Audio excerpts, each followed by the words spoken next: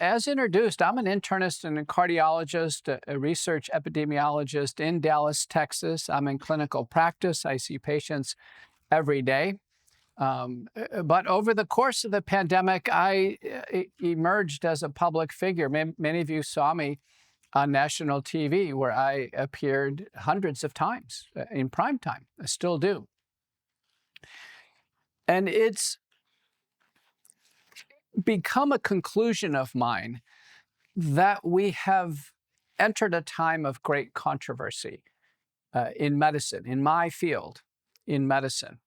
And many of you, for the first time over the course of the last 5 years, may have thought or actually been convinced that you've lost trust,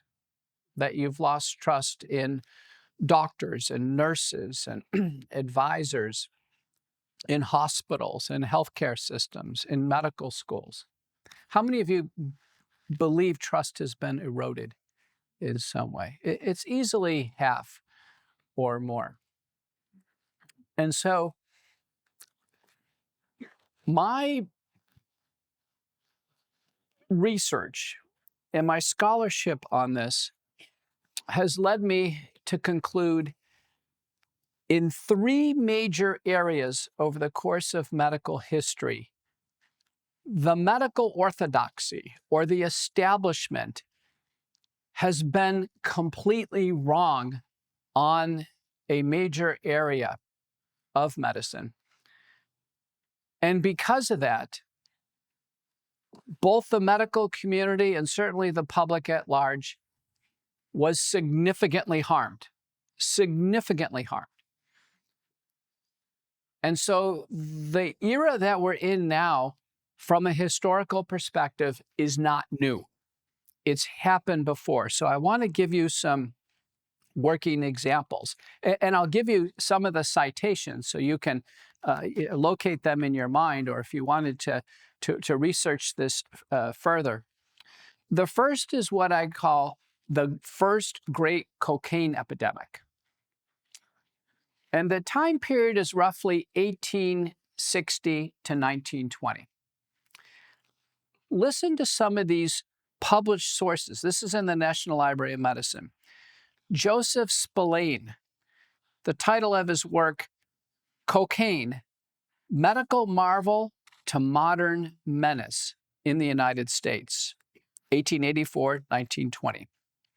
Widenga and Gilchrist, regarding cocaine, from gold medal glory to prohibition, the early evolution of cocaine in the United States and the United Kingdom. And here's one from Douglas Small, Cocaine and the Ideal Victorian Medical Man. The ideal medical man. Cocaine, as many of you recognize, is one of the most powerfully addictive substances known to mankind.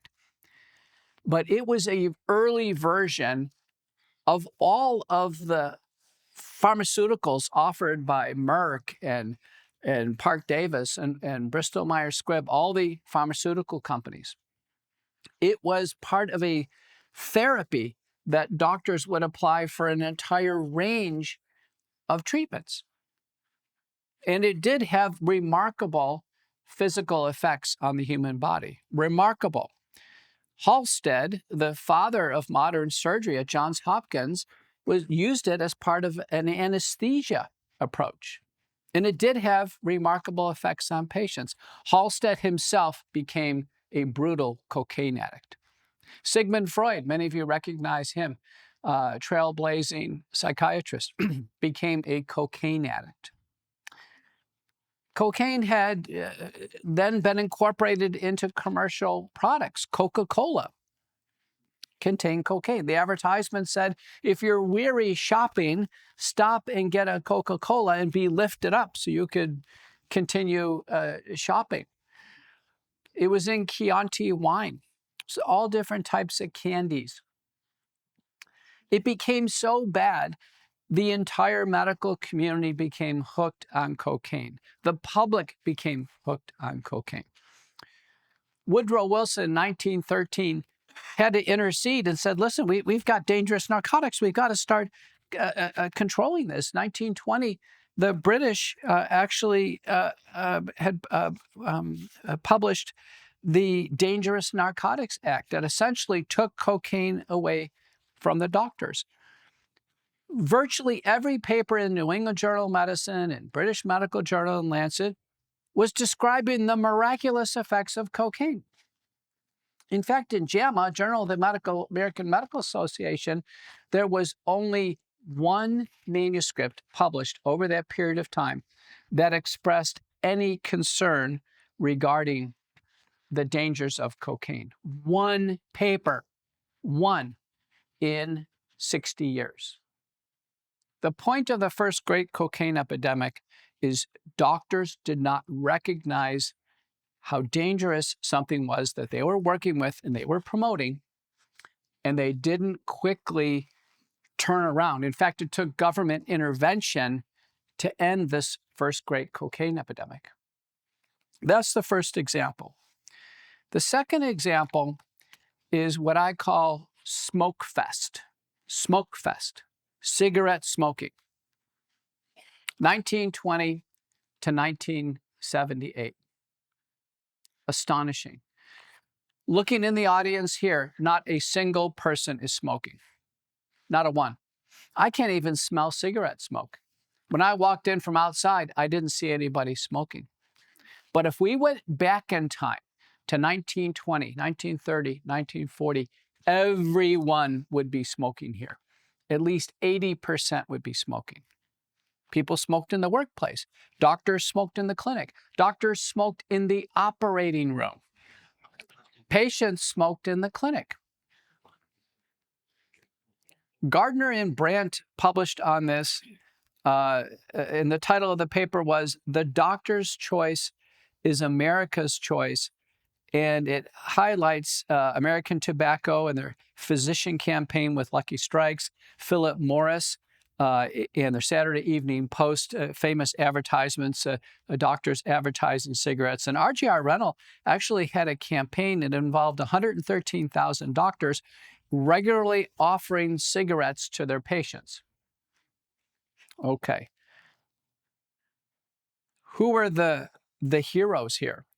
Sir Austin Bradford Hill, an epidemiologist, not a medical doctor, and Richard Dahl in the UK.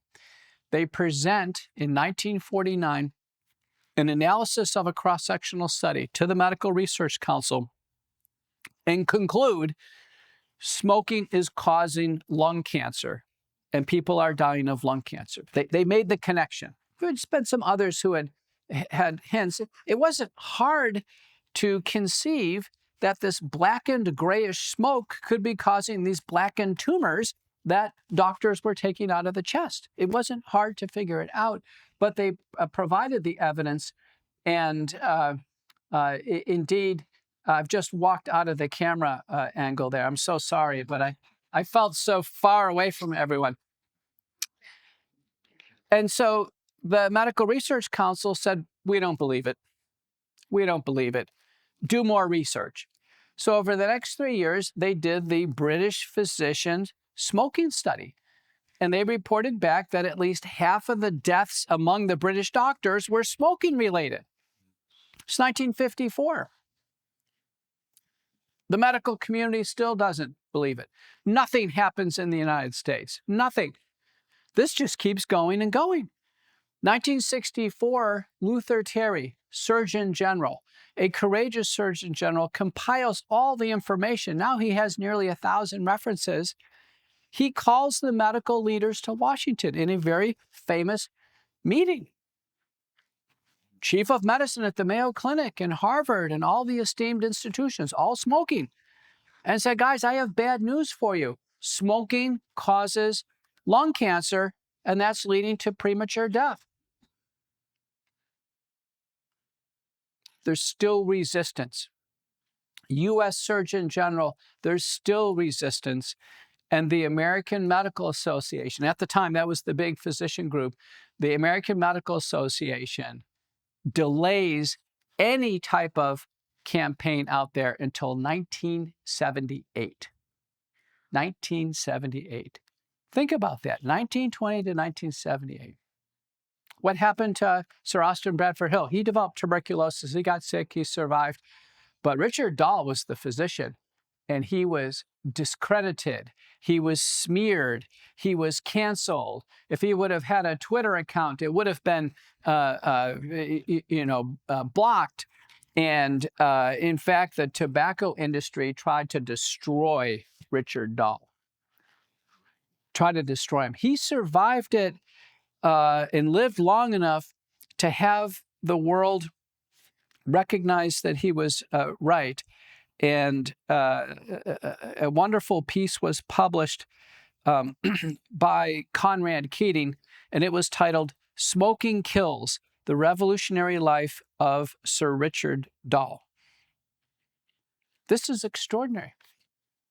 We didn't have the tobacco settlement to ultimately try to make reparations for the harms until the 1990s.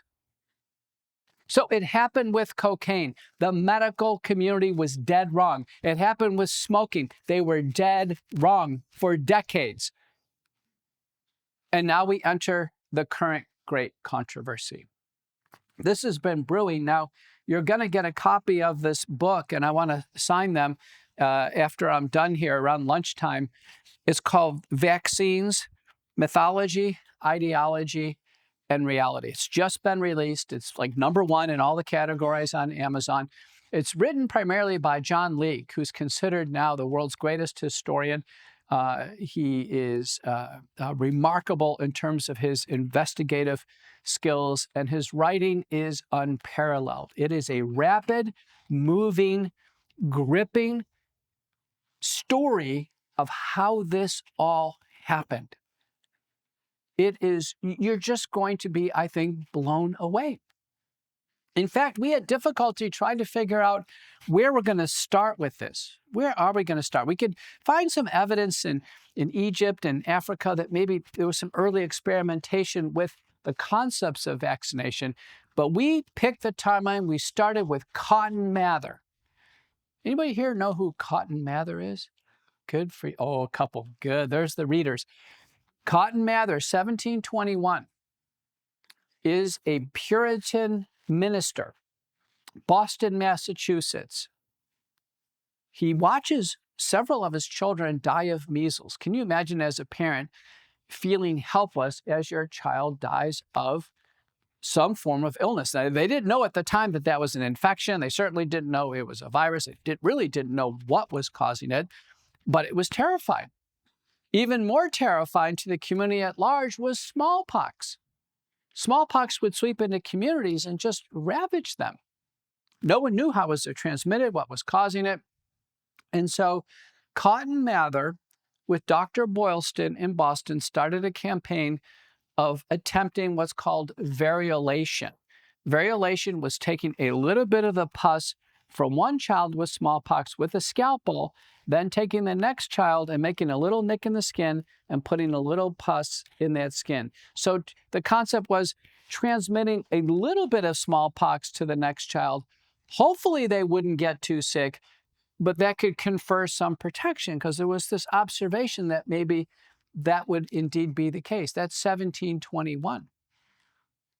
Now, Ben Franklin was writing about this in one of his daily newspapers, and he was mocking this idea, mocking it.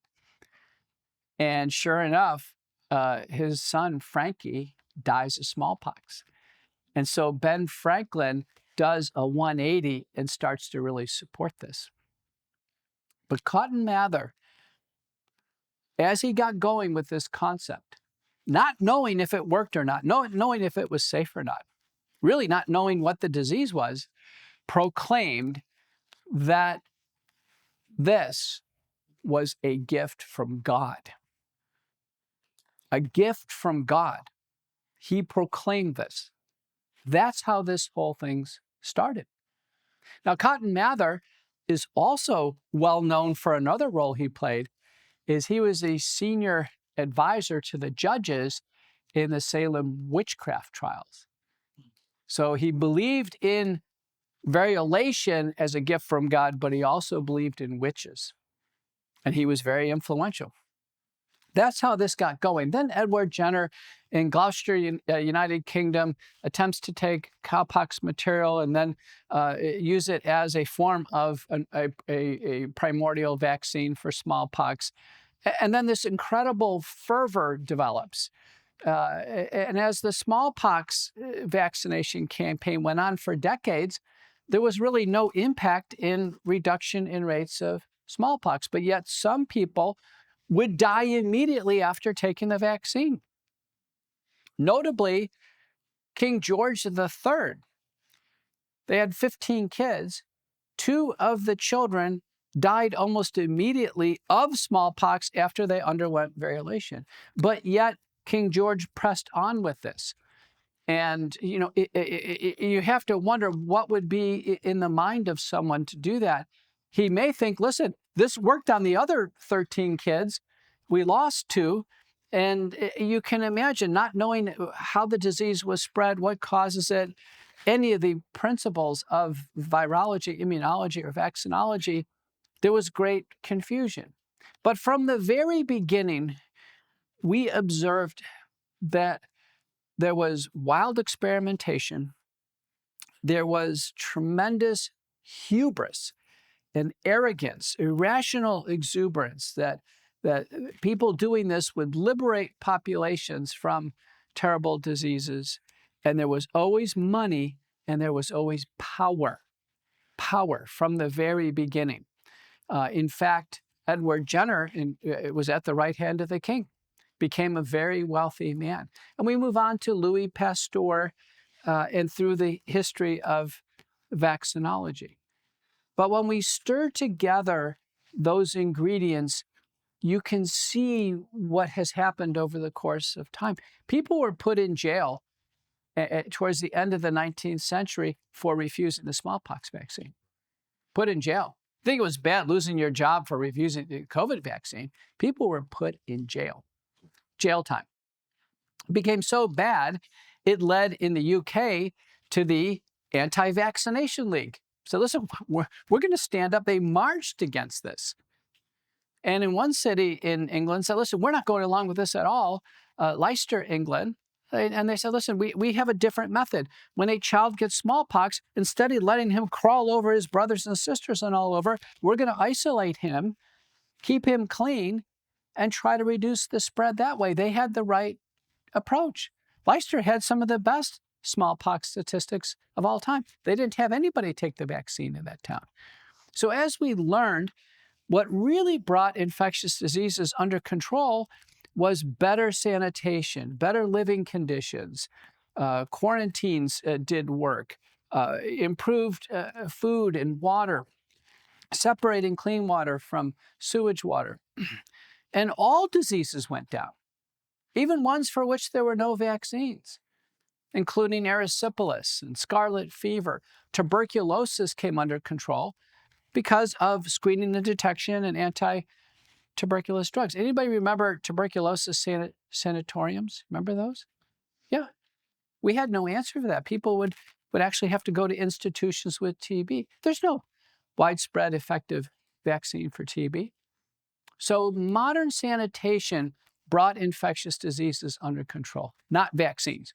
In fact, every single illness, the mortality was going down dramatically by 90% or more before the first vaccine came into use. And that includes smallpox, polio, measles, diphtheria, tetanus, pertussis, all of them. They all came under great control. In fact, in periods of time where vaccines were suspended for various problems, like in Sweden, there was a problem with the pertussis vaccine. It was suspended for 17 years. There was no rebound in pertussis because we have this under control. In fact, pertussis is very easily treated with antibiotics, particularly azithromycin or Z-Pak. In my adult medicine career, I've never even tested for diphtheria and pertussis. Who knows how many cases I saw? It doesn't matter because I treated them with antibiotics. The vaccine is irrelevant at this point in time. So this incredible fervor for vaccines has been building over time. And there's an important inflection point, and that's 1986. And what happened in 1986 is things had come to a head with children having side effects from vaccines. Okay, side effects. Particularly the cellular pertussis vaccine. And then this emergence of putting vaccines in combination. The first one was diphtheria, tetanus, and pertussis. The second one was measles, mumps, and rubella. There were so many lawsuits against the companies. Eli Lilly approached the Reagan administration and Health and Human Services and said, listen, we can't bear this. We need protection.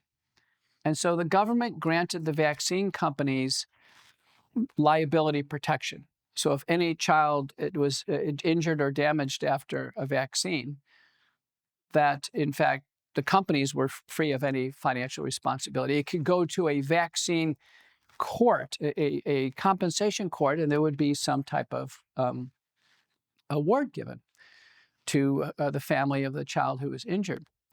Well, in 2007 and 2008, the first big omnibus or group of cases came forward to be adjudicated. And there were several test cases chosen.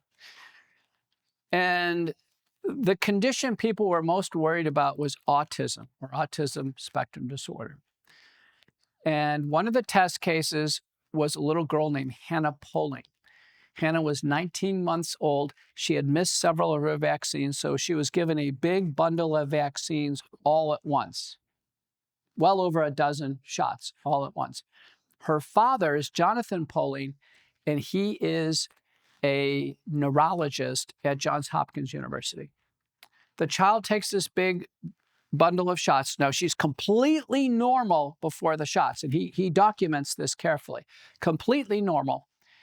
She takes this big bundle of shots. She develops a fever, becomes ill, has a transient rash, and over the next several weeks to months, she develops the classic symptoms of autism and is forever changed. Her intellectual development, her social and psychiatric development, it's all forever changed. He chronicles all this, and in fact, she has genetic testing, and she's found to have a relatively subtle genetic polymorphism in a mitochondrial enzyme. Hard to know if that played any role, but this is all written up and published in a paper. And so when his test case was evaluated by the vaccine court, it was so compelling that the vaccines triggered autism in this child. The court brought him over to the side and said, we're going to make a deal with you. We're going to make a settlement with you if you take it. And that he took it. He stepped down from Johns Hopkins. He took the settlement. He moved his family to Athens, Georgia. Immediately, the vaccine court took the other 5,000 cases and threw them out and said, nope, your cases are not valid. That's what happened. That's the history of this.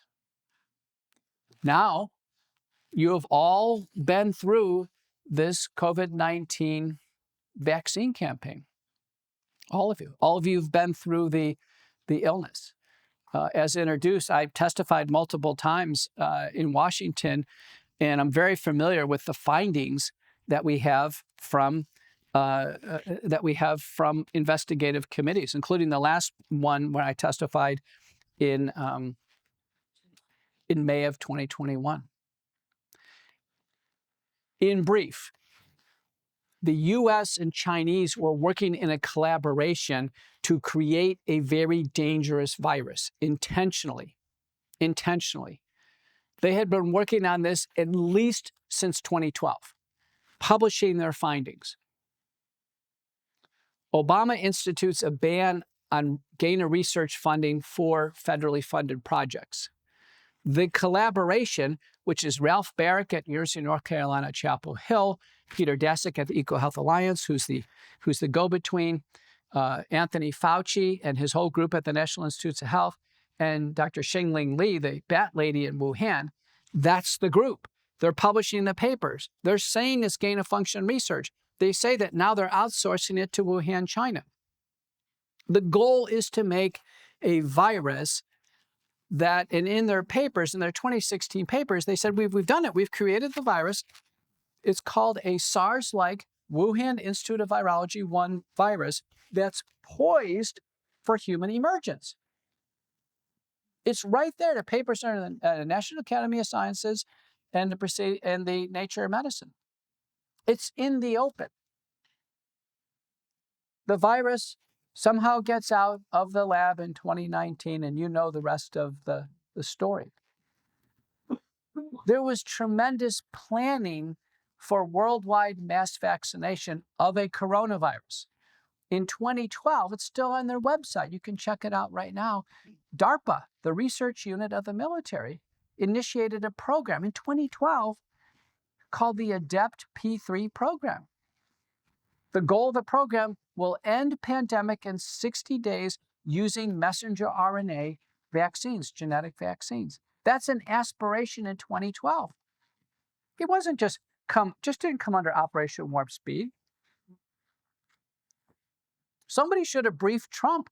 They should have told him, listen, we've been working on this for a long time. Now it's go time with the Wuhan virus.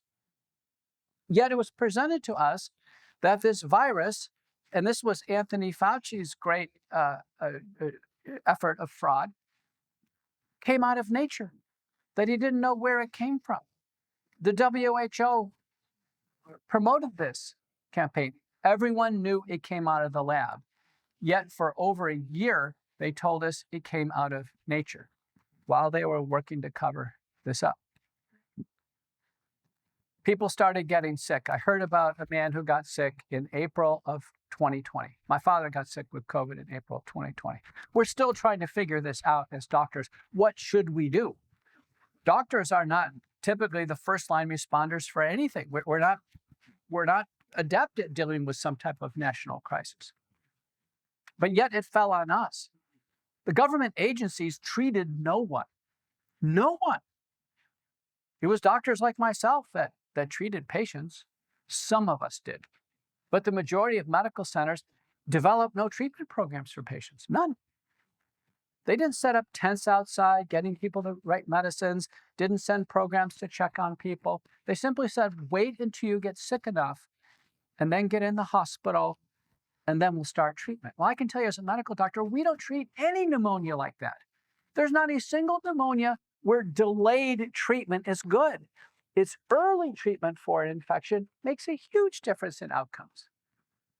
Everyone should have questioned that. Grandmothers and great-grandmothers knew that. Yet that's what we were told. A great deception that led to incredible harm.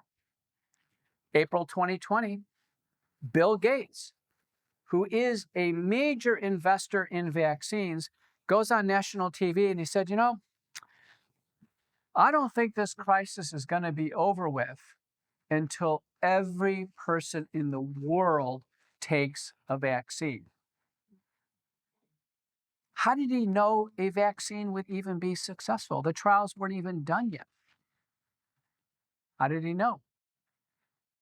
Yet he came out and said that. Yet everyone in the media then adopted a position that really we should do nothing until we are saved by a vaccine.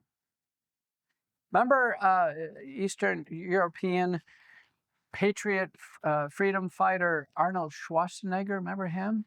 Yeah. What was his famous line? Screw your freedoms. Remember that?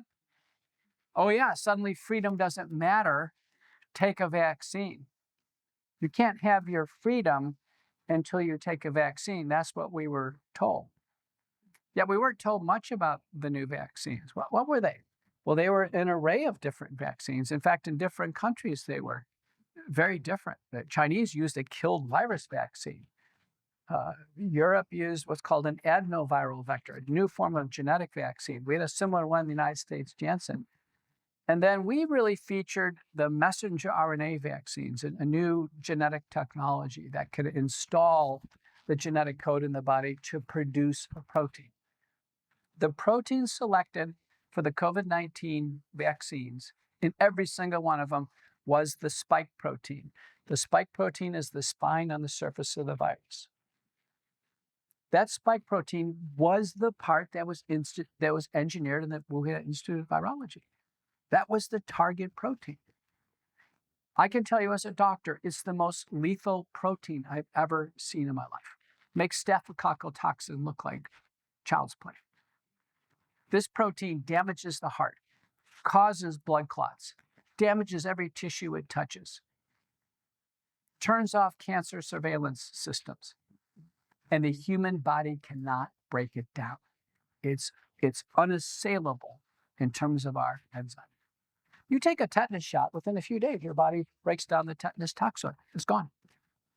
You take one of these shots, the genetic code produces the spike protein for an uncontrolled duration and an uncontrolled quantity of time. The very first person who took a plunge with these vaccines, no one could have known what was going to happen, how long they were going to last, and what the side effects would be. No one could have known. The studies that were used to approve the products on December 10th, 2020, involved 1 month of getting 2 shots and 2 months of observation. No one in the world could have known what was going to happen on month 4 or 5. No one. Yet people came out on TV. The vaccine is working. It's stopping the infection. How did they know? People started to lose their minds. Do you remember that Richard Colbert late night TV show where everyone dressed up like a vaccine syringe and they started dancing around? You remember Jimmy Kimmel said, for those who didn't take the vaccine, die wheezy. You remember that? Remember how vindictive people were? How this divided people? It was just like the smallpox divided people. People were worried about the smallpox. They didn't want their kids dying of the smallpox vaccine, which happened. The same thing here. People were concerned, rightfully so. And the vaccine started to divide us. Many people, I think the majority of people who took the shots, they felt forced into it because of the pressure from employers or families or churches or others. What took over is what's called vaccine ideology. This is very important for you who are in theology. It's very important. Vaccine ideology states this, that mankind is vulnerable to infectious diseases. We're susceptible. We're fearful. But through the brilliance of man and vaccine science, man can improve upon God's creation. Yes, man can do better than God. But because the vaccines aren't perfect, everyone must take them. Everyone. You may wonder, why do little 6-month-old babies have to take it? Why do people who've already had COVID have to take it? Why do groups that we never give new things to, like pregnant women, why do they have to take it? It's vaccine ideology. It says everyone must take it, without exception. And if someone is hurt, or someone's injured, or disabled, or sadly, if they die from the vaccine, they have to take that and accept that for the betterment of humanity, the greater good. That's what vaccine ideology says. That's in the minds of people who seem irrational about the vaccines. And you know people like this because if you want to get into a conversation, they'll say, I don't want to talk about it. Medical schools have no review of vaccine safety. There's no grand rounds on this. There's no discussions allowed. We have continuing medical education conferences, no conferences on this topic, not allowed. We have thousands of peer-reviewed manuscripts now in databases concluding the COVID vaccines were grossly unsafe. Grossly unsafe. Our CDC has certified 19,400 Americans who've died after the vaccine. That's where they have the death certificates. The doctors have reported, the doctors have concluded the vaccine is a cause of death. 19,400.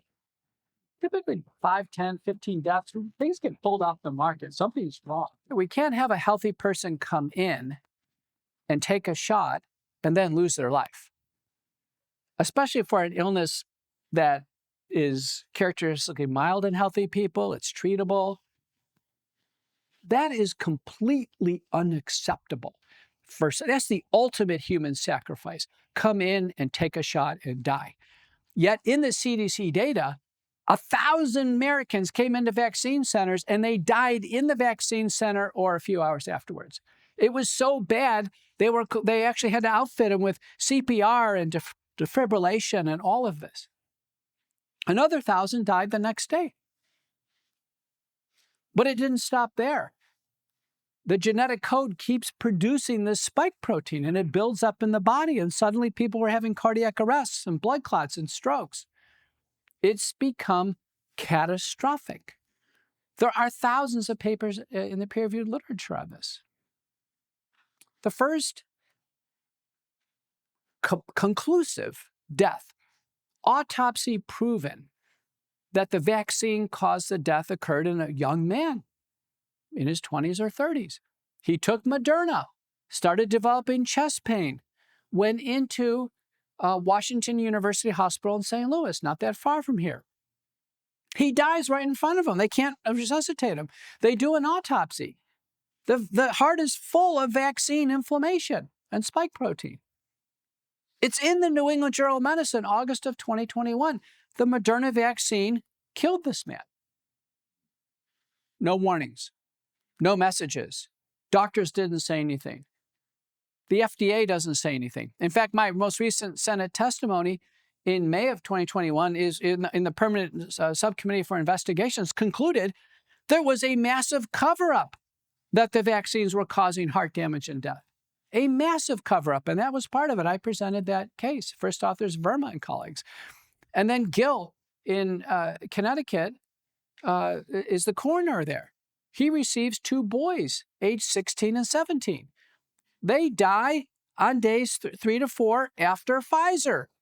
The parents find them dead in bed. These are healthy boys who just took the Pfizer vaccine. They do an autopsy. The coroner says, I've never seen this before. He calls in pathologists from University of Michigan and University of Minnesota. They conclude the vaccine is the cause of death. Published in Archives of Pathology. To this day, the vaccine manufacturers and the FDA don't warn people that they can lose their life after taking a shot. There's no warning. We've never seen this before. Or maybe we have with vaccines. This is astounding. If you took a COVID-19 vaccine, you should feel very lucky to be alive. So when I went on Joe Rogan, and for you young people who watch Joe Rogan, I actually never watched him before I went on. I was told I set all the records in the history of his podcast and went up to the White House. There's all this communication and controversy. What did Dr. McCullough say? The toughest question Joe Rogan asked me said, Dr. McCullough, if these vaccines are so bad, why are some people fine after they take them, which is true, and why are some people dead? I had no answer. I didn't know. However, research found the answer. Dr. Vibeke Manichi in Denmark analyzed data from Sweden and from the Czech Republic, and now it's been done in the United States. Joe Ladapo, the Surgeon General in Florida, did it as well. Fortunately, a lot of people who took the shots got essentially a dud or a placebo or minimal vaccine material, and they're fine. Some people must have gotten super loaded vials. The earlier shots were far more dangerous than the later shots. Although even people taking shots this year, there's several hundred deaths, so it's still occurring. They're still not safe. But there was a tremendous variation from vial to vial. There was imperfect manufacturing. We now can do a blood test. And by the way, I encourage you to get this blood test if you've taken a shot. It's the antibody against the spike protein. The spike protein is what's loaded in you after the vaccine. The antibody is an indirect reflection of how much of this stuff has your body experienced. Now, the antibody will go up after COVID and will go down. So COVID exposes you to this, but as well as the vaccine. But the test now, the LabCorp test, goes on a range from 0.8 to 25,000. It's quite a range. Many, many published studies on this. I have thousands of patients and experience on this. If the number's between 0 and 1,000 on this spike antibody test or COVID antibody test, you can now order it yourself on LabCorp. You don't even need a doctor. You can just go on LabCorp website, go to Labs on Demand, order it, $69. Be very informative. If you're 0 to 1,000, you can breathe easy. You've had a light brush with this. This is now going to be of no threat to you. Greater than 1,000, we start to worry. Greater than 5,000 on this test, we actually start to find the circulating spike protein in the bloodstream. That's not good. It should never be good to have a foreign protein devised in a Chinese biosecurity lab circulating in your blood or in your tissues. That's common sense. That should not be there. 10, 15,000, 20,000, predictably blood clots, future cardiac arrests, strokes, all kinds of disasters. All kinds of disasters. And they're still going on. And every time we hear about a friend or a family member and the new situation, we just shake our heads like, oh my gosh, when is this going to end? So a friend of ours who we vacationed with just a few months ago, they're from Toronto, he was complaining of some mild headaches. He had taken several shots years ago. And now he's fighting for his life in an ICU in Toronto with a major intracranial hemorrhage. The spike protein degrades and dissolves some of the small blood vessels in the brain and causes hemorrhage. This has been shown in a paper from Japan by Ota and colleagues. It's proven. It's not controversial. Yet the frustration that patients and their families will have is the doctors will say it's not due to the vaccine. And patients will say, why don't you just examine the tissues for the spike protein and for presence of the vaccine? They won't do it. We don't know what's causing this, but it's not the vaccine. It's the same story for autism and neuropsychiatric disorders. We don't know what's causing this epidemic of autism, but we know it's not the vaccines. We'll say, well, what about peanut allergies and food allergies? They seem to come out of nowhere. Now you can't even bring a peanut butter and jelly sandwich in elementary school. Well, we don't know what's causing that either, but it's not the vaccines. The vaccines went from just a few shots when I was a kid now to a long battery of shots in kids, including the COVID vaccines. Is it possible that this wonderful world of vaccines has gone too far now? Like with anything in the history of man, could this have gone too far? Nuclear warfare, dynamite, prefrontal lobotomy, nerve gas. A lot of these won Nobel Prizes, actually, but they turned out to be wrong ideas. That's caused great harm. Is it surprising the medical community is not coming out and expressing concerns outside of me and a few other prominent doctors? No, it's not surprising. They didn't do it for cocaine, and they didn't do it for smoking, and they're not doing it for vaccines. So this is really coming to a head. What we've learned in this time of great controversy is now is a time for the public to discern, to do your own research. Let your own common sense start to guide you here. Unfortunately, we can't accept everything we hear on face value. There's too much bias there. There's too much religious ideology around vaccines. There's too much conflict of interest. Some people's livelihoods are directly connected to these. But we know one thing is that we are headed for more of it. The WHO has an aspiration in a Agenda 2030 slide on their website.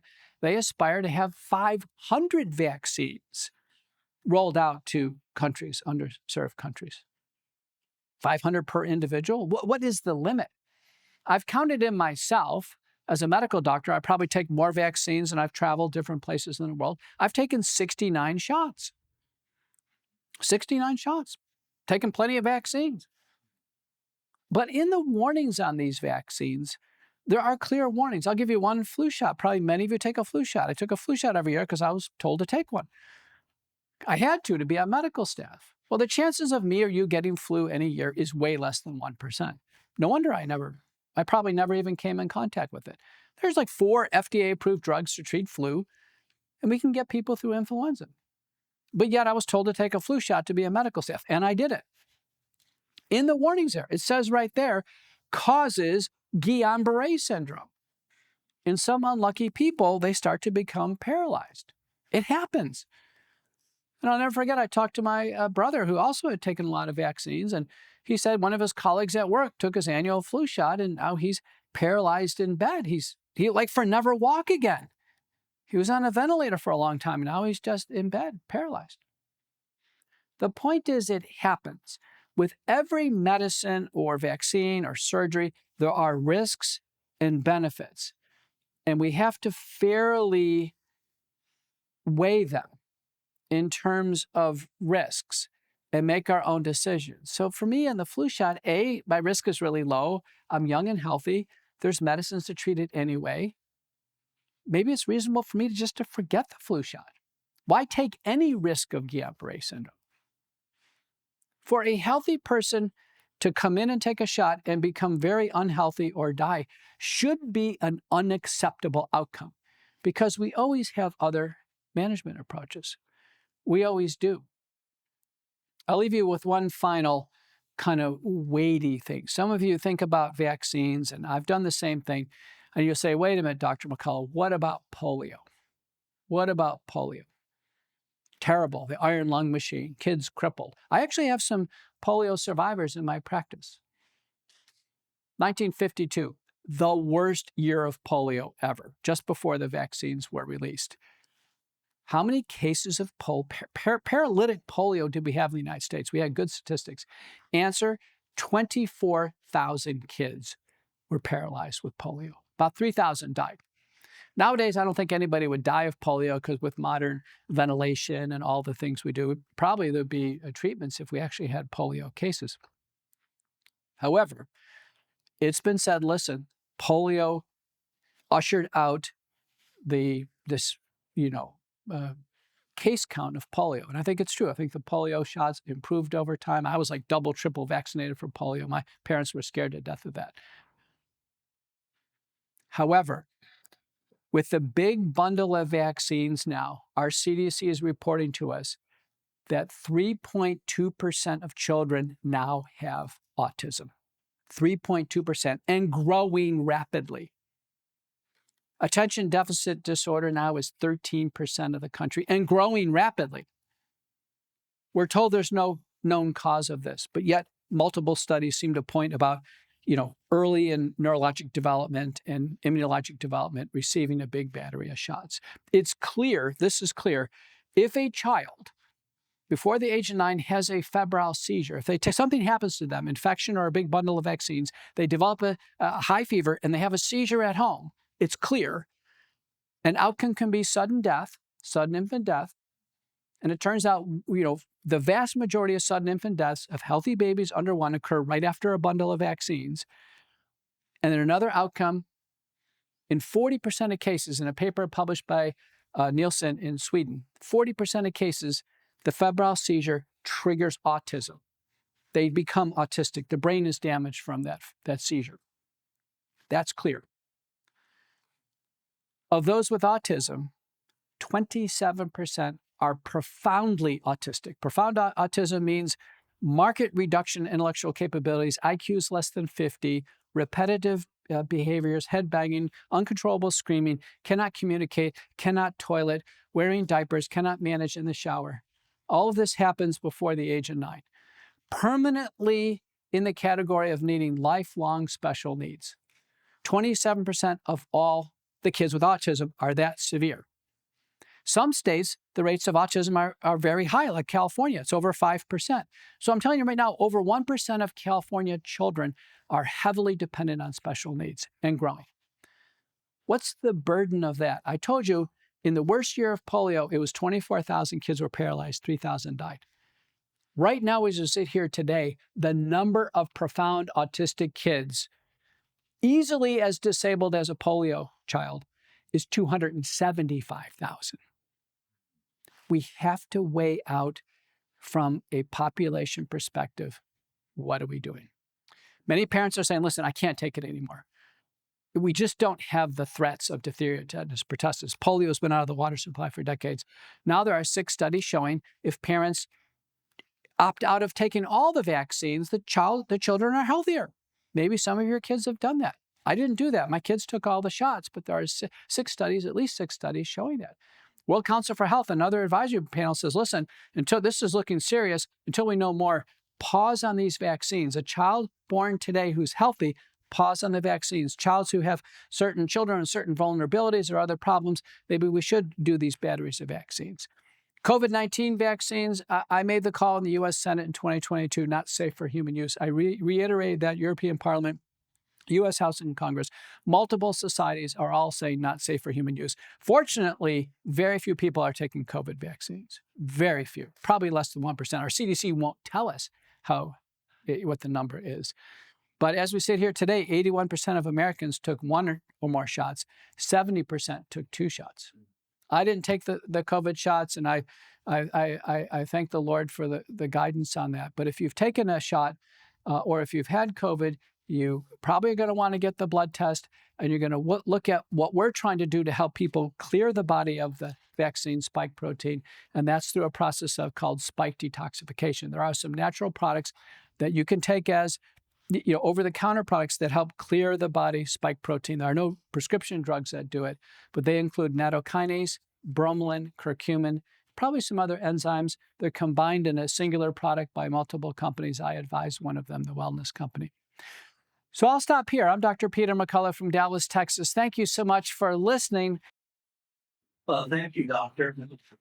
I couldn't help but reminisce about the days of smoking cigarettes. When you talked about 80% of people actually smoke cigarettes, and it's interesting, they included the professional classes, and it just ran the whole spectrum and other things. So the question that arose in my mind is, what does that say about us in general if we're just continually led down the primrose path of what the experts tell us? It's quite an interesting question. I wonder if you could comment on that. It's hard to know. I grew up, my dad was a chain smoker. He worked in a factory, and I'll never forget, getting in the car on a cold winter day. The windows are all rolled up and my dad's smoking, and the whole car becomes gray. What does come into the minds of people? Obviously, these are terribly addictive things. So I think the addiction overrules common sense. God made our lungs to breathe in clean, fresh air, not to breathe in gray smoke.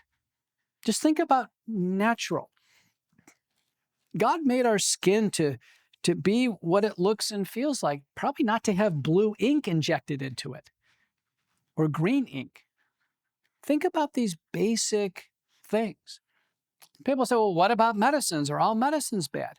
In many ways to think about, hopefully God works through doctors and nurses and hospitals and surgeons to help us, through the Holy Spirit, heal others.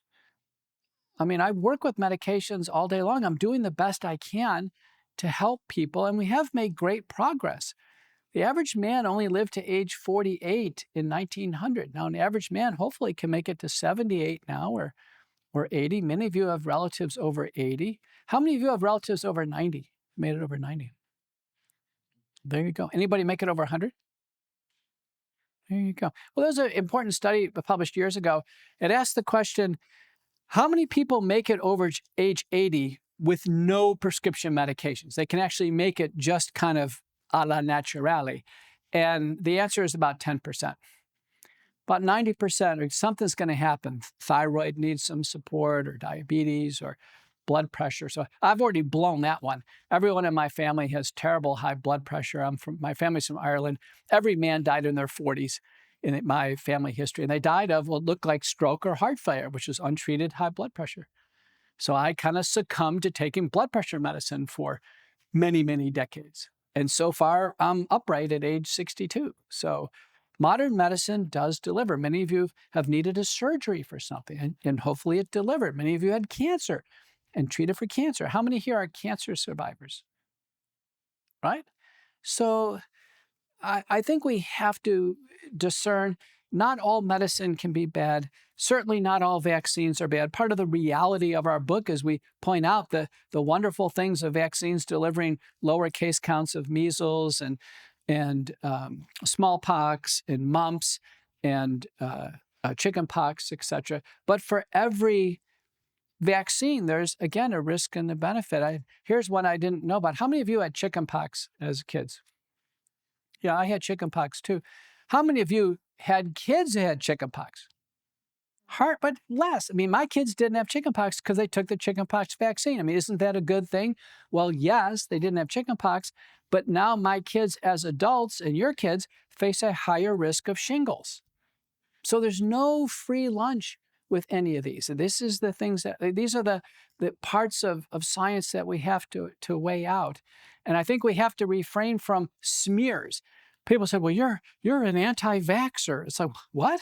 It's like saying I'm an antibiotic person or I'm an anti-blood pressure. We're not anti anything in medicine. They're just things that we use, and we have to discuss them rationally. The American Academy of Pediatrics, again, a medical society of pediatricians, going against the CDC, and the CDC is not saying that kids can't take them, but just kind of relaxing this suggestion. The vaccines are not being taken away. And sure enough, and you'll see this actually on my Substack. If you go to Substack Focal Points, make sure you sign up. It's free to get these updates every day. We have the funding sources from the American Academy of Pediatrics. It's right there on their website. It's the 4 major vaccine companies. So we have to understand, vaccine companies are in the business of making money. Why wouldn't they push a doctor society to advocate for their products to make revenue? To make matters worse, a large number of vaccines are purchased by the government. I personally think the government needs to get out of the vaccine business. We shouldn't be handing money over to companies to do vaccine development. RFK shut down 22 programs. There's hundreds more. But we shouldn't be giving government handouts of our money to vaccine companies. Let them use their own money. They actually do very well financially, and they can develop products and compete in the marketplace. And the government shouldn't be buying vaccines. Again, they should compete in the marketplace. Yes. I have 2 questions, and they're related. One is about detoxing from vaccines in general. I believe one of the going theories about vaccines causing problems for people is that it injects them with heavy metal content or some other things, especially if they were already having some heavy metals in their body, to push them over the edge in terms of what their body can handle. So what do you think about that theory is kind of the first question. How will be ways to detox from the heavy metals in vaccines that may be causing some of that, if that is what you think is a factor? And the second one is kind of genetic testing related to vaccines. So how close are we getting to maybe personalized medicine where it'd be possible to say, you're a good candidate for this vaccine, like you have a family history of being safe and being able to accept it, but you're not a good candidate for this vaccine because your family has a history of adverse reactions or something like that? Those are great questions. I can tell you're probably in the scientific or medical field. Those questions deserve major research projects and funding. The federal government will not fund a study to investigate vaccine safety, not a single one. So we're left with questions. There are trace metals in vaccines. Aluminum is the most common one, used as an adjuvant. Mercury is largely out of the vaccines. There was only 4% of vaccines that had mercury in them, and Kennedy and his group just ordered the mercury out. Of interest, the last flu shot I took in 2021, it was one of the 4% mercury-containing flu shots. I mean, gives you I'm just telling you, I wasn't paying attention. But I can tell you, as a medical doctor, the picture of attention deficit disorder and autism is not the clinical picture of aluminum encephalopathy. I know what that is because I saw that. In fact, we used to administer aluminum to dialysis patients, and it's almost more of a dementia picture. It doesn't look that way. Mercury poisoning in the old days, anybody know what that was called in the old days? Mad Hatter disease, yeah. So that's like a madness, a delusional madness. That doesn't fit either. So I don't think the heavy metals are explanatory, but this idea of immuno dysregulation, so developing a ton of inflammatory factors called cytokines, which for sure happen after a big battery of vaccines, having them go into the brain, causing an acute illness, a seizure or near seizure, and then brain damage is very tractable. I mean, the CDC's published papers on this saying, yes, this actually happens. So the great concern here is that it's too much. And as a general rule for vaccines, I think they're far safer if they are given individually as opposed to in big bundles on the same day. They're far safer if they're given later in life. Later in life, once we're beyond the period of neurological and immunological development. And very importantly, it's far safer when they're given at the right time. So the best example is the hepatitis B vaccine. So when my kids were born, they weren't given any vaccines on the first day of life, but now the hepatitis B vaccine is given on the first day of life to all children in the United States. Yet it's only needed if the mother has hepatitis B, and we screen all the mothers with hepatitis B, or the woman's an IV drug abuser, and we haven't had a chance to screen her. A healthy child born today has no business getting the hepatitis B vaccine. And it's been studied, if they follow the childhood schedule of getting all these early hepatitis B vaccines, by the time they really need the vaccine when they go to paramedic school or nursing school or medical school, they don't even have any coverage. So the hepatitis B vaccine is a good example of, reasonably safe vaccine, reasonably appropriate vaccine, but given at the wrong time. We ought to give that much later in life. And other things, rubella, the same thing, much later in life. And little boys shouldn't be getting rubella because they don't get serious rubella. It's only women who can become pregnant. So I think we can go to a much more risk stratified approach. And that's where I am. Listen, if my grandchild was born with cystic fibrosis, severe lung disease, I'd say, listen, have them take the vaccines because, a viral illness or a bacterial illness could take them down. It could be fatal. But again, a healthy child born today is healthier, free of all these vaccines. They're just, obviously you can't have a vaccine side effect if you don't take any vaccines. And, the way God has made us naturally is to be nowadays very robust to illness. And on top of that, we have treatment approaches. Yeah. I think we could do a whole nother hour on the aspects of shedding. But could you speak to that a little bit for those who aren't maybe familiar with it, and then also address for those who maybe didn't take any shots, what are the risks, especially we're talking about COVID antibody test and those aspects of shedding? I know my own daughter's experienced some of that. She was away at a small liberal arts program, and there were 6 ladies in the same, master suite that they were all sharing. And all of them, you could tell that my daughter, who'd never taken any of them, was impacted. Her menstrual cycle was impacted. Other menstrual cycles were impacted. So anyway, what are the aspects of shedding that we ought to know about? We need to consider even if you didn't or to be taking their shots. Okay. Well, let's just take general vaccines first. Any vaccine that's a live vaccine, a live virus vaccine, if you take that shot, you can give it to somebody else. That's called shedding. And it says right there in the warnings.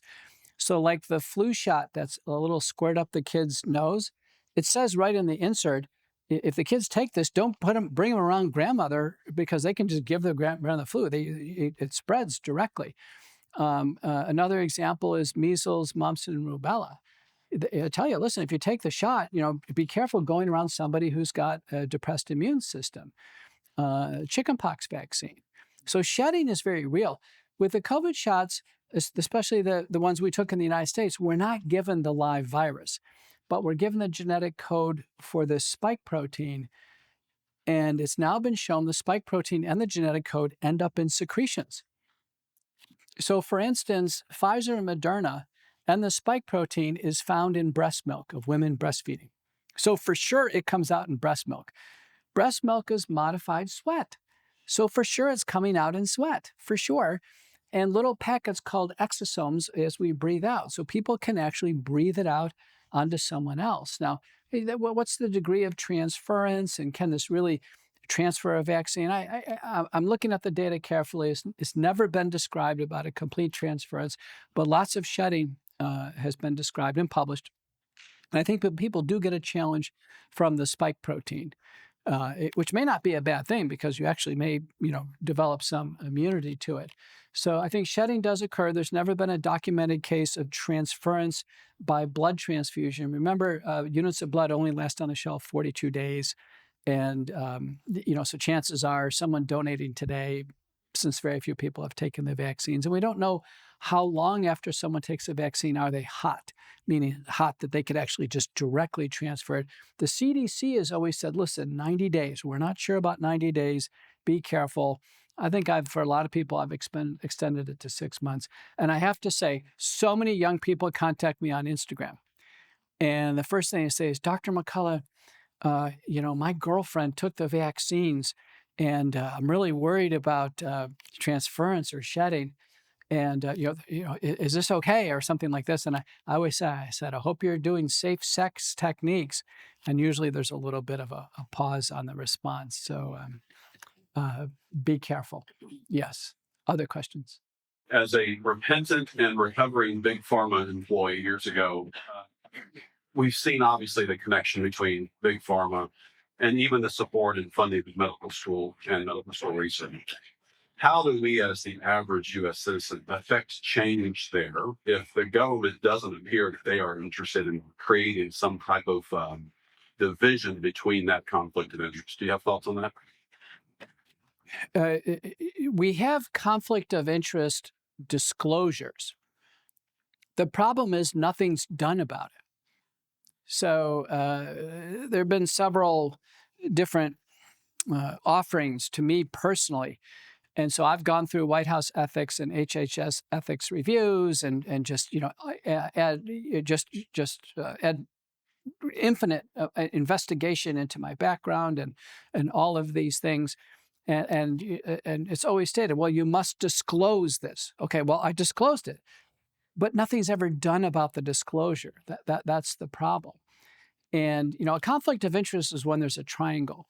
So you have, let's say, an entity, a pharmaceutical company, you, and then some type of outcome, a committee, a school board, or what have you, and that the financial entity makes it so you have a financial stake in the outcome, and your decision actually leads to harm to that third party. So the example is this. Here's an example of unchecked conflict of interest. Paul Offit, Dr. Offit's at University of Pennsylvania, was on CNN numerous times. I was on some of the other channels, and we'd be on prime time. Well, Paul Offit is an inventor of the rotavirus vaccine. He was on the vaccine approval panel for the CDC, called ACIP, the Advisory Panel for Immunization Practices. He was there in the years to actually get his vaccine approved so every kid in America would get his vaccine. He holds the patent on that. That's a straight line conflict of interest that never should have happened. It never should have. So we should stand up and say, listen, conflicts exist because people are working in this biotech space, as you have, as I have, but we need ways of actually taking action on these conflicts of interest. Right now, the only action is we expose them. So the American Academy of Pediatrics has been exposed as taking vaccine money, then turning around pushing for COVID shots. And now they're, I guess, humiliated or disgraced, or are now trying to recalibrate what they do. But we need to take action on conflicts of interest. And we have to understand that conflicts of interest now are ubiquitous. What the White House and HHS ethics say is that, listen, if you come as a government employee and you violate these rules, you're subject to federal law, which is true, and they read you the law, but no one ever actually takes action on the law. Very good point. Oh, one good point about a conflict of interest too. The biggest sources of conflict of interest are not receiving direct money, because all that has to be reported on the income tax. Most of it is the future employment and consulting opportunities. So 9 out of the last 10 US FDA commissioners took sweetheart jobs with big pharma, or pharma venture capital companies. Like Scott Gottlieb is one of my contemporaries. He was an FDA commissioner. He was on the board of Pfizer. So Scott was going on CNBC. Guess what he was telling people to do? Take a Pfizer vaccine. That's a straight conflict of interest. Stephen Hahn, who followed him, who ushered in Pfizer Moderna vaccines, he took a job for Flagship Pioneer, which is a venture capital firm for Moderna. So the greatest conflict of interest is future employment. And one of the things we could see is what's called restrictive covenants. We have these in medicine. Someone takes a government job like this, maybe they should, not go into related biopharmaceuticals for 5 years. So that way they're not induced. You can imagine the discussions. By the way, the top public health official in the UK and Denmark did the same thing. They took jobs right into Moderna. So it's obvious they're making decisions regarding the vaccines, and then they're offered a sweetheart position. Other questions? I want to thank you for an excellent presentation. You successfully made me very skeptical of science, which of course the downside is I'm now skeptical of everything you just said. But seriously, I appreciate it. Could you kind of race past it? This cooperation between Dr. Fauci and the Chinese to develop just what you understand the agenda for doing this to be? In our book, which you're going to get a copy of, we divide this history into eras. And we think from 2003 forward, the major thrust of vaccinology, we actually call it the bioweapons era. And it starts out with actually a Bioweapons Act in 2004, which said that, we're going to get into the business of developing pathogens for a dual purpose. And the Obama administration actually passed legislation on this. So a pathogen of a dual purpose is a virus, a bacteria, or a fungi that can actually make the whole world sick. That's one purpose of it. But the other purpose is to simultaneously make a countermeasure. So a countermeasure is a military term that's now in the vaccine world. And a countermeasure is a vaccine, a therapeutic, or some other contagion control measure.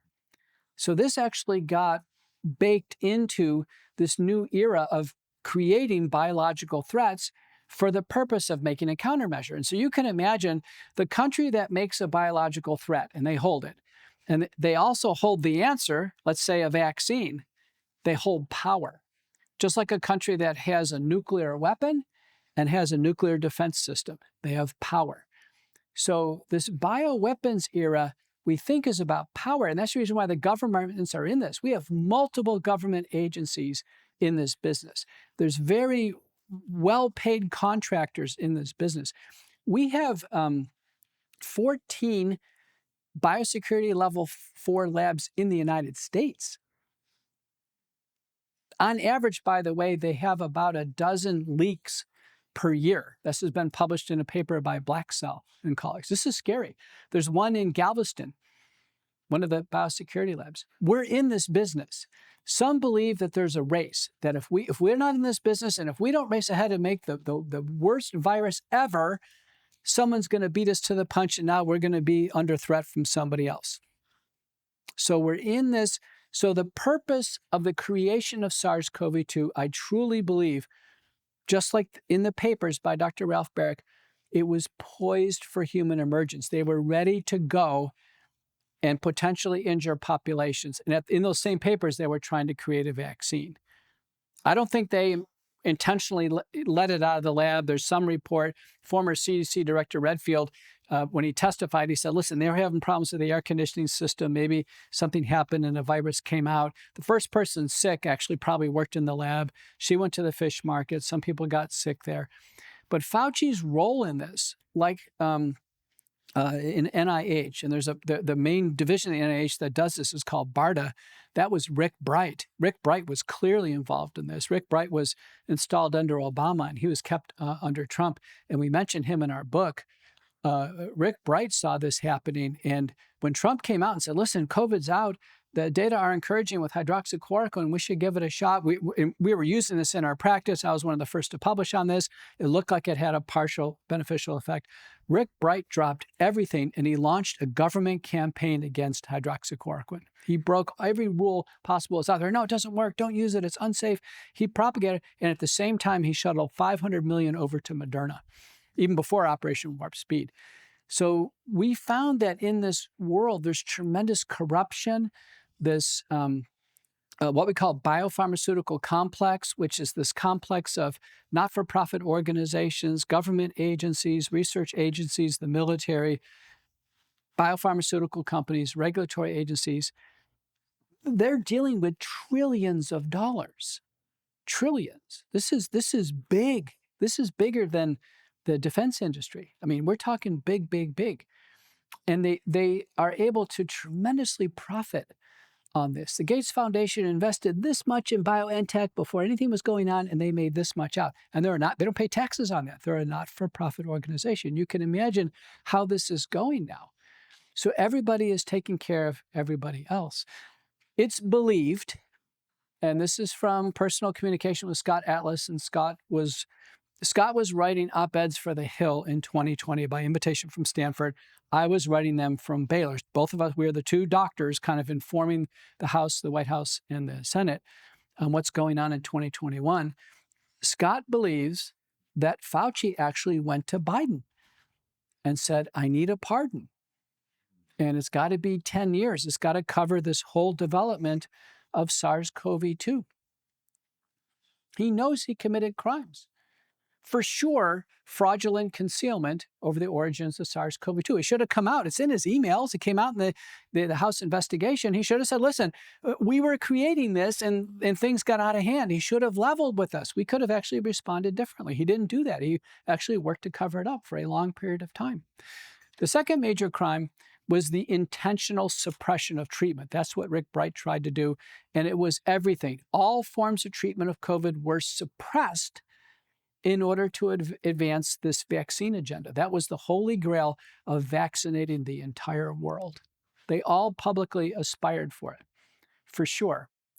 What's so interesting about Fauci, there's books written on him, from Peter Bregan's book on COVID-19, The Global Predators, to Rand Paul's book directly on Fauci, Robert F. Kennedy's directly. The timeline is there of all the crimes he's committed and his involvement with COVID, which we all watched on TV.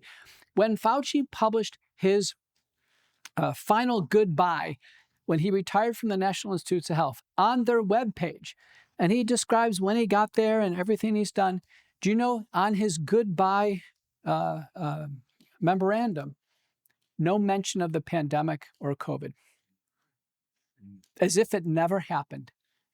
This is absolutely stunning. It's absolutely stunning. I don't think he was necessarily the mastermind in this. I think it was much more a collaborative, and I do think things got out of hand. But these crimes people have to look at. People truly did die of COVID. How many people here know somebody who died of COVID, who really died of COVID? For sure, so do I. It was a bad disease. Not for everyone, and it was grossly over-exaggerated, the risks of it, but some people really died. How many people know somebody who's been injured, disabled, or died after the vaccine? It's about the same, or even greater. Think about that. 2 waves of injury. This engineered virus that we all got, 97% of us got it, and now the vaccine, 81% of us got that.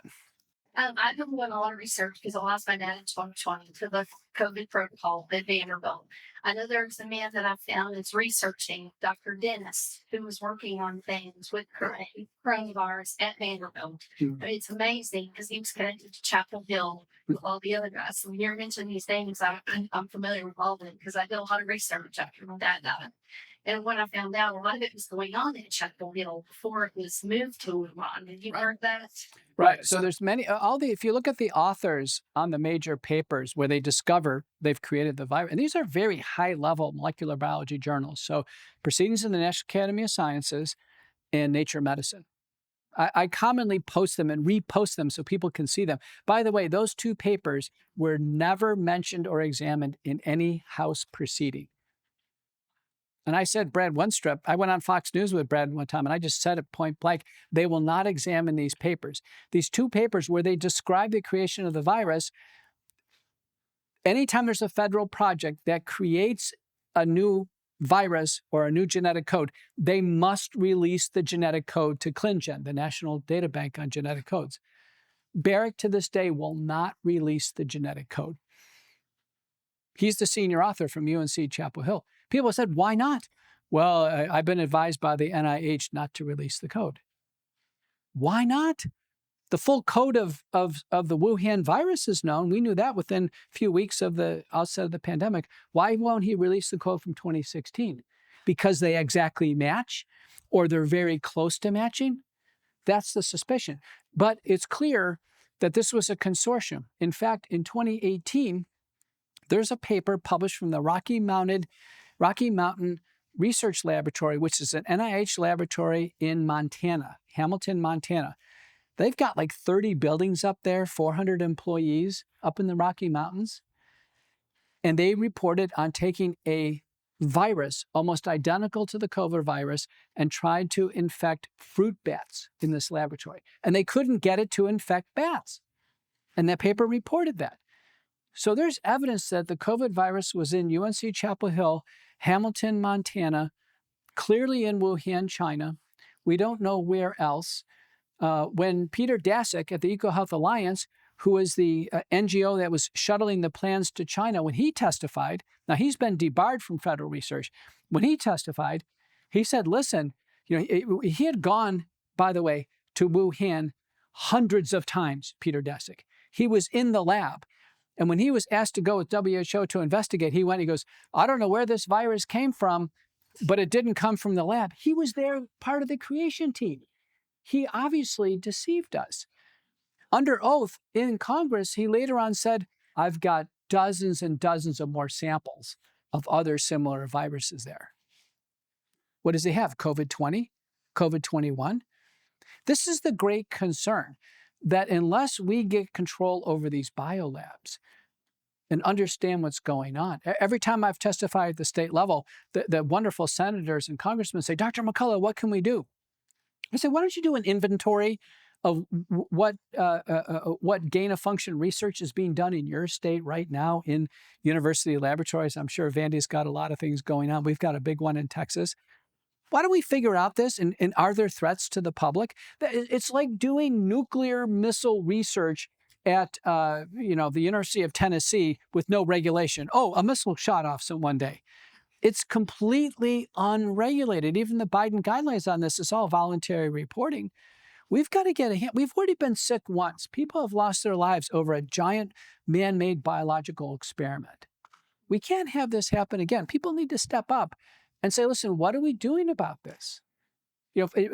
Trump did what he could. Trump said, okay, I'm going to pull the funding for dangerous gain-of-function research. That's partially helpful, but let me tell you what, the Chinese are funding tremendous numbers of projects. The Gates Foundation, the Rockefeller Trust, Wellcome Trust, the pharmaceutical companies are funding these projects. It's still game on. You get a big Moderna grant into Vanderbilt, that's game on for gain-of-function research because they're going to try to come up with a new vaccine. They're in this biological arms race. Yes? About the suppression of alternate treatments during the pandemic so as to create the need for everybody to be vaccinated. What's the agenda for that? Is it the vaccine ideology that says, no, this is the only way we can be safe from it, or is it something else? I think part of it is vaccine ideology.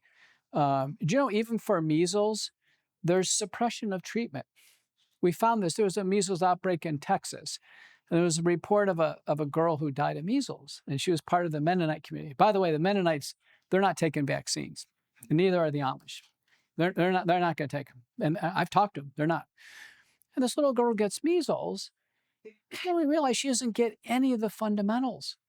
I mean, there's protective immunoglobulins for contacts. There's vitamin A protocols, secondary antibiotics, inhaled steroids. Nothing.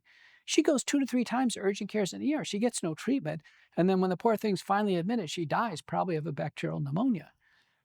Early treatment is suppressed. And, the only thing that came out on CNN when Sanjay Gupta came out and others came out, oh, she should have taken a vaccine. We need to push more vaccines. So there's suppression of treatment to advance vaccines. It's been going on for a long time. There's something about it. There's this love affair with vaccines. A vaccine should be the only solution. Well, I can tell you with COVID, the vaccine simply didn't work.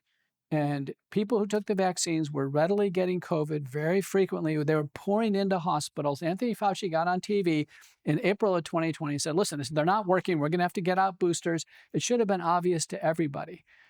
And even when last time I testified in the Senate, Richard Blumenthal got up there and said, well, the vaccines save lives. Well, wait a minute. They didn't stop transmission. They didn't stop infections. There's actually multiple studies showing negative efficacy. They actually, people who took them got more COVID.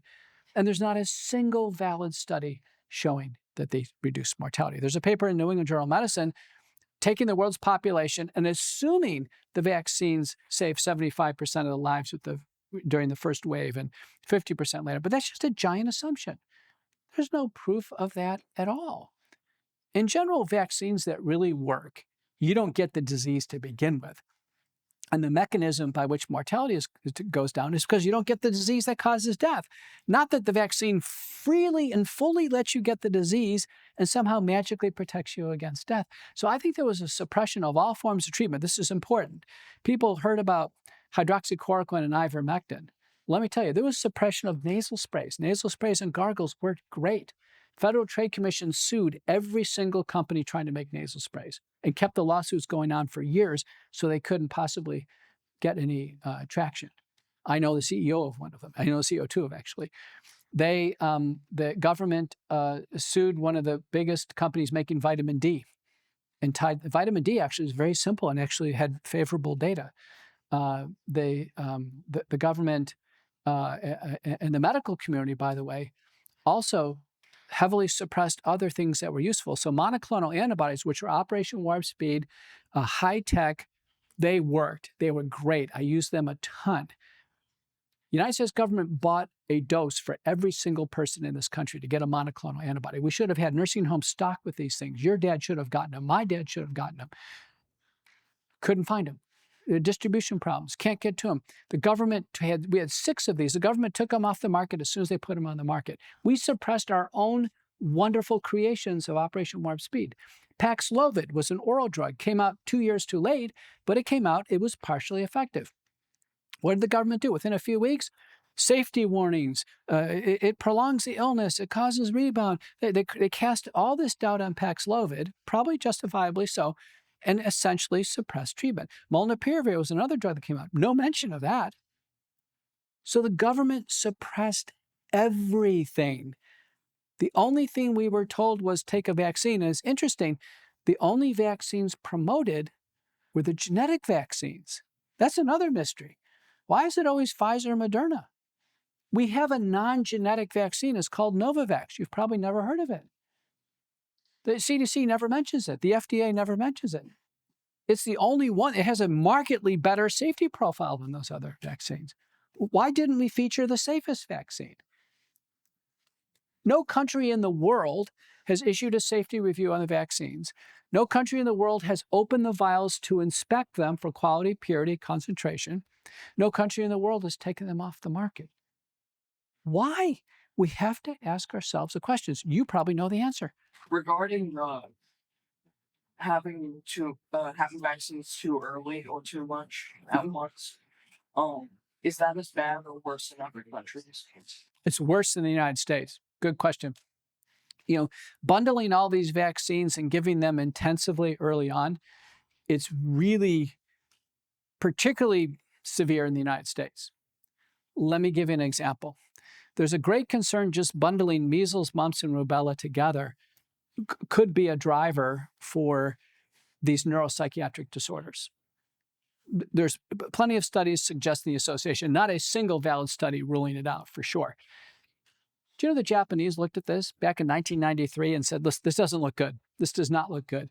We will not allow combining measles, mumps, and rubella together. So the Japanese separate them out. Fine. But virtually every other country has a lighter schedule. Hi, I'm Carol Swain. I think we've met before. And my question, it may be something that you really don't want to talk about. It has to do with the fact that the shutdown of everything and the impact on the population, the scare tactics.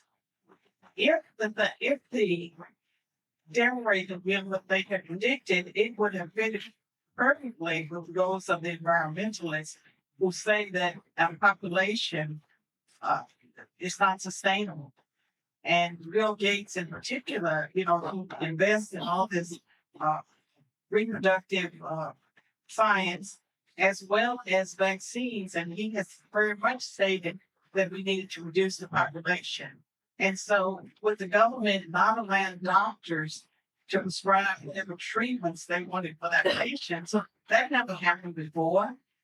And it just seems to me that a lot of the irrationality that we're seeing globally could have been connected to the efforts to reduce population. And I know that if you say this openly, you are dismissed as a conspiracy theorist, but sometimes conspiracy theorists are correct. You're not a conspiracy theorist, you're a rational theorist. Remember, there are 6 propaganda terms that all of you should be on guard for. You're the first one to throw it out. No one has actually thrown out the other 5 right now, but you should all know these 6 terms and you should know how to deal with them. So I right away, now she wasn't calling me a conspiracy theorist. If anything, you were calling yourself a conspiracy theorist, but I immediately knew to say rational theorist. So anytime someone says conspiracy theorist, say, listen, we all have theories. The rational theories, let's discuss them. Conspiracy theorist is a way of shutting somebody down. You're a conspiracy theorist, I'm going to shut you down. Here are the other 5. Misinformation, disinformation, malinformation, anti-vaxxer, and anti-science. Every time they're used to shut somebody down. So the first time I testified in the U.S. Senate, this is November of 2020, under oath, and I've already published the world's first multi-drug, peer-reviewed protocol to treat COVID-19, became known as the McCullough protocol, in the American Journal of Medicine, a very highly ranked medical journal. I'm bringing America a potential solution. I'm proposing this in the U.S. Senate. The minority chairman, Gary Peters from Michigan, with his black mask on, right before I talked, I was being introduced, he goes, what America is about to hear is misinformation. Before a word came out of my mouth, what was he trying to do? He was trying to gain leverage over me. He was trying to discredit me. He was trying to smear me. He was trying to injure me. And he was trying to suppress vital information to the country. What got in his mind? All I can tell you is the same thing that got in his mind 5 years later is in the mind of Richard Blumenthal, who was the minority chairman at the last Senate hearing. And when he got up there and he said the word misinformation, I was ready. And probably a lot of you saw that tape. I looked at him.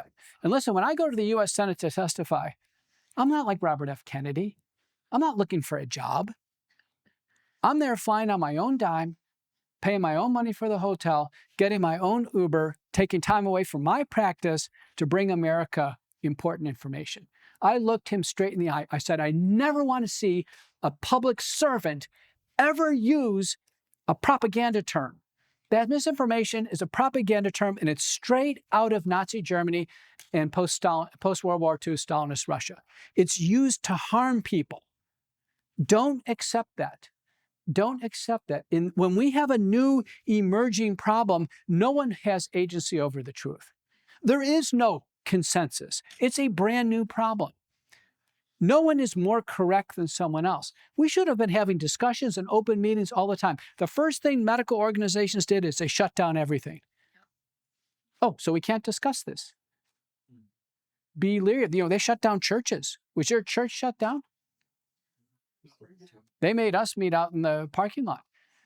But they were so convinced, there were some pastors in this country, and I've met them, they got put in jail for keeping their church open. There's Art Pawlowski in Alberta. They not only put him in jail, but they put him in jail for a long time in solitary confinement because he was trying to guarantee his parishioners the right to worship. But back to your question. Now, right. So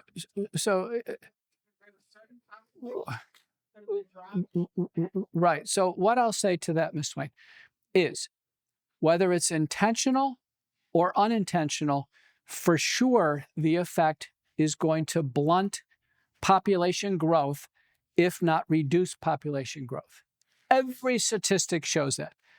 So there's a paper by Manichev from the Czech Republic showing the women who took the vaccine and the men, as they try to conceive, that their fertility rates are way down, for sure. Vaccinated young people are going to have trouble having kids. Not all of them, but for sure. People who took the vaccine, 12 studies show they're more likely to die sooner, for sure. The writing is on the wall. Age expectancy is coming down for those who took the vaccine. And I don't think the rest of us are completely out of the woods. I'm seeing signs that even among those of us who had the infection and didn't take the vaccine, there's problems. Okay? And the problems may be along the lines of heart disease and cancer. Cancer rates will go up. The most common cancers are going up. Forms of heart disease are going up. It may be that both the virus and the vaccines have worked to do exactly what you've suggested to reduce the population. I'm going further, and I'm curious pretty much at my age whether I'm called a conspiracy theorist, but it just seems like with the the Great Reset and the globalization and the belief, that there's certain kinds of people that we don't need. And I'm not just talking about minorities, I'm talking about elderly and poor people and just those kinds of people. I'm not so sure that it isn't by design that this gain of function and the accident at the Wuhan clinic that actually upset our way of life in America, that all this stuff didn't happen accidentally. I think it was done on purpose. And you're familiar with the conference they had at what was it, Johns Hopkins University the fall before COVID in 2019, where they laid out everything they were going to do, and people that attended invested in the vaccines. And so it's too much to be a coincidence. Well, is there any truth to what she said? Was the rate of COVID death higher in African Americans? Yes. No, but let me finish. The answer is yes. It's about double. COVID deaths were about double in African Americans compared to non-African Americans, for sure. Is there any truth to what she said? Did the elderly and frail die at a higher rate with COVID? For sure. I mean, 40% of people were beyond life expectancy, for sure. Now, where's the saving grace in this? What's the population in the United States that had the lowest rate of COVID vaccination? African Americans. So only 44% of African Americans took 2 shots. So they're going to be less participatory in these vaccine injuries. We're going to have to see the play of this. The CDC will not release the vaccine administration data. They will not tell us who took the vaccine, who didn't, so we can do research. This is a federal database. The CDC releases every other database. We have the National Death Index, the National Center for Health Statistics. We have the cancer registries. They will not release the vaccine administration data. Well, they had people going out into the communities, the Black communities, paid to push the vaccine. Yes. And Black people are just more suspicious. I never took the vaccine. I never took it because things didn't add up. What they were saying, I looked at the statistics. I looked at that CNN monitor that showed all these people dropping dead by the seconds, and it just didn't add up. Listen, I'm as white as it gets. I didn't take them either, but I'm a small fraction of doctors who didn't take the COVID shots, and I saw the same thing when that death counter was running on CNN. Remember, you saw that death counter running. I remember mentioning it to my wife because one of my patients actually died during that time. It took me 6 weeks to finalize the death certificate on my patient. How is that meter running every day? I mean, there's at least a 6-week lag. So we knew something was juiced up. And so what we learned is that how the government kept it was test positive at any time and death at any time became a COVID death. So it grossly over-exaggerated the deaths. In the National Center for Health Statistics data, half the COVID deaths, there's no pneumonia on the chart. None. And so if it carefully adjudicated, I would say probably 10% of 1.2 million deaths were truly COVID deaths, like your dad. For sure, a legit COVID death. 10%. So that's 120,000 people in the United States died of COVID. I testified under oath if they would have gotten early treatment, the full McCullough protocol, antibodies, monoclonal antibodies, oral antiviral, steroids, colchicine, antithrombotics, home oxygen, I think we could have saved 85% of them. Of course, the later we got in the pandemic, the better we were. But by the end of 2020, we had clear and convincing evidence. How many people died of the vaccine? I told you 19,400. That's probably underreported 30-fold in the FDA testimony. 30 times 19,400, about 560,000 Americans died of the vaccine. Thank you, Dr. McCullough.